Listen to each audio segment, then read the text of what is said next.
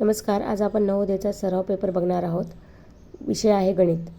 पहिला प्रश्न आहे, if the number B is 10% less than another number C and C is 5% more than 150 then B is equal to.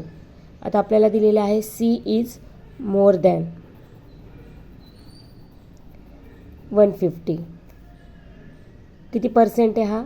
5% more आहे. म्हणजेच C equal to 150 multiply by 5% means 100मध्ये 5 मिसळल्यानंतर 105 divided by 100. आता 1 0 1 0 याच्यासोबत कटला. 5 3 जा 15, 5 2 जा 10. 3 इंटू 105 होतो 315 डिवायडेड बाय 2. 315ला 2ने डिवाइड केल्यानंतर 157.5. आता ही सीची व्हॅल्यू झालेली. आपल्याला बीची व्हॅल्यू विचारलेली आहे, पण बी हा 10% लेस आहे सीपेक्षा. तर B equal to 157.5 multiply by 10% less means 100मधून 10 गेले 90 डिवायडेड बाय 100. 1010 सोबत कटला. पहिले 157.5 इंटू 9चं मल्टिप्लिकेशन करून घेऊ. त्याचं मल्टिप्लिकेशन येते 147.5 डिवायडेड बाय 10. आता एक पॉईंट हा मागे जाईल. 10 आहे खाली, एकच 0 आहे म्हणून, म्हणजे 141.75 बीची व्हॅल्यू.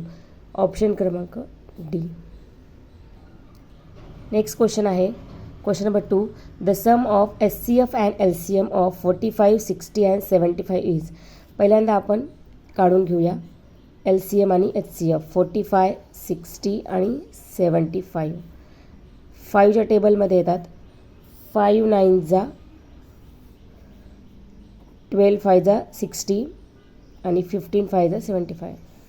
आता 9 12 आणि 15 हे 3च्या टेबलमध्ये येतात. 3 3 जा 9, 3 4 जा 12, 3 5 जा 15. 3 4 5 हे कोणत्याच एका टेबलमध्ये येत नाही.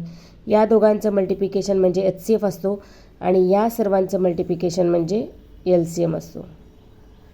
तो आपला HCF आलेला आहे 5 इंटू 3 म्हणजेच 15 आणि LCM आलेला आहे या सर्वांचं multiplication 5 multiply by 3 into 3 multiply by 4 into 5. So यांचं मल्टिप्लिकेशन येते 900. तर या दोघांची ॲडिशन येते 915. आपल्याला सम विचारली, ॲडिशन. ऑप्शन क्रमांक सी. नेक्स्ट क्वेश्चन आहे व्हॅल्यू ऑफ. याची व्हॅल्यू काढायची आहे. पहिल्यांदा ब्रॅकेट सॉल्व करून घेऊया. पहिल्यांदा समजायचं पॉईंट नाही आहे. 3 3 जा 9. आता पॉईंट किती नंतर आहे? इथून एक पॉईंट आहे, इकडून एक पॉईंट, म्हणजे 2 पॉईंट. मग 2 पॉईंट मागे द्यायचं. 1 2 म्हणजे 0.09 डिवायडेड बाय 0.9 म्हणजे हे आपलं असं झालं तयार. आता 0.9ला आपण असं लिहू शकतो 9 डिवायडेड बाय 10 डिवाइड. याला आपण असं लिहू शकतो 9 डिवायडेड बाय 100. आता जेव्हा डिवाइड साईन असते तेव्हा त्याचं रेसिप्रोकल घ्यायचा असतो मल्टिप्लाय देऊन. याचा रेसिप्रोकल तयार होतो 100 डिवायडेड बाय 9. 9 9 कॅन्सल. 10 1 जा 10, 10 10 जा 100. Answer is 10. ऑप्शन क्रमांक डी. नेक्स्ट क्वेश्चन आहे what will be the difference between the greatest 6 digit number and 5 digit number. तर 6 डिजिट ग्रेटेस्ट नंबर इज 6 वेळा 9. आपल्याला डिफरन्स काढायचा आहे म्हणजे मायनस. आणि 5 डिजिट ग्रेटेस्ट नंबर हा पण 5 वेळा 9 1 2 3 4 5. मायनस केल्यानंतर 9 मायनस 9 0, 9 मायनस 9 0 0 0 0 9. ऑप्शन क्रमांक D. Next question is what is the difference between the greatest 7 digit number and smallest 4 digit number. 7 digit greatest number is